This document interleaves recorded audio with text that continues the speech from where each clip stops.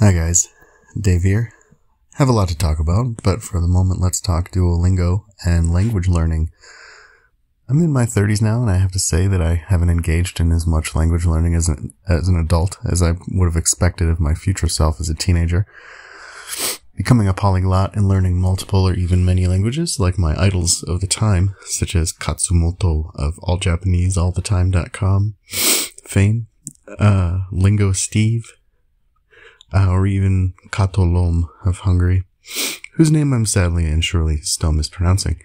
Well, let's just say that that was my dream as a teenager after doing exceptionally well in all my foreign language courses at the time. I managed to skip a year in French, and I went further on my own at the time with Japanese than I ever thought I would, thanks to great books like James Hasig's Remembering the Kanji. I'm not an enormous believer in the concept of talent, or even comparing oneself to others. Thanks, Katsumoto. That being said, if there even is such a thing as talent, maybe an inclination for language learning is one of mine. Maybe that explains my obsession with programming language semantics, syntax, and programming design patterns. Anyway, in my mid-20s, I discovered DuoLingo and Spotify, and as a side note, believe me, any wannabe polyglot from the mid to late 2000s would be shockingly jealous if they knew the tools we have at our disposal today for language learning. It was a darker time. I remember trying to get my immersion going by ordering cheap DVDs of,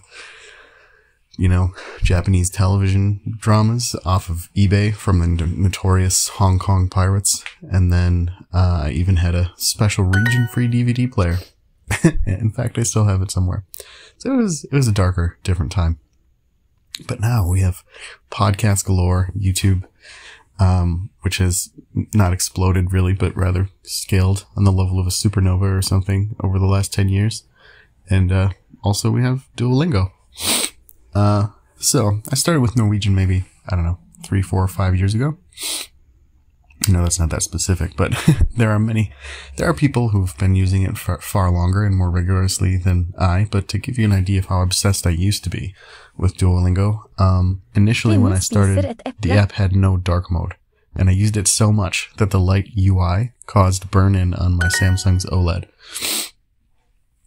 So I've made it pretty far with Norwegian. I got 200 some crowns, I think, before life changed the amount of free time I had, so kind of went on a hiatus with it. Well, I'm back now. It feels like becoming a polyglot was one of the more realistic childhood dreams I had, so it'd be a shame to forget those roots. Also, Duo is currently holding a gun to my head. I mean, no, he's not.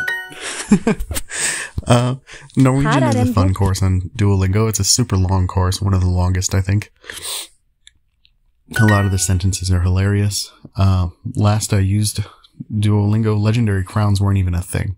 At least not in the Norwegian track. So I hope you'll join me as I try and rack those up. I'd like to revisit French in the future as well. And on a final note, I have a number of coworkers whose native language is Hindi, so I may explore that course as well. Oh, and how could I forget? Now seems to be the perfect time for a show of solidarity for our brothers and sisters in Ukraine. Maybe we'll check out that course in the near future. Actually, I heard DuoLingo is freezing everyone's streaks in Ukraine, because of the invasion, which is just an incredibly beautiful thing. Odd to see how different brands react to this sort of conflict, isn't it? Patreon here made some pretty bad moves, which is very sad to see. So I think I've rambled enough for this video. Hope you enjoyed my DuoLingo mishaps while I did. Put questions in the comments and I can address them in a future video. I had fun making this video, so if you'd like to see more content like this, please let me know by dropping a comment, liking the video, or maybe obliterating that bell icon if you're feeling it. Thanks for watching.